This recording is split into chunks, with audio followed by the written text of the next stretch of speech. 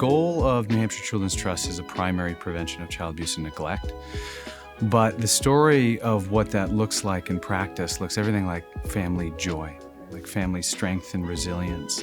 And so our story is, how do we elevate the resources and awareness of resources so that families can exist in more nurturing environments and supportive environments? A lot of times the stigma in that is that it's not for me, it's for some other population. But the connecting factor in having a family is that you have a family. We're all from families, and families as a unit experience challenges that are predictable. Our work at the Children's Trust through our communications is to make sure that people have awareness of this and that they know what's there and that they are inherently welcome. We do a lot of filmic work. We have a podcast called New Hampshire Family Now.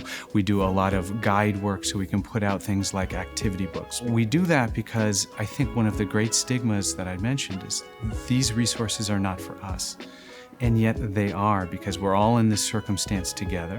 What the Children's Trust is now working on is not only how to talk about family support as a network broadly, but then how do we dive in on that microscopic level into a region, into a community, into a direct service provider to say, now tell me your challenges. What we're seeing is that there's this greater acknowledgement of, yes, this resource exists.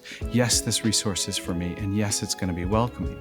And what that has caused then is a greater awareness and investment in what we call primary prevention. When we look upstream as far as possible to prevent a problem from happening, that's primary prevention.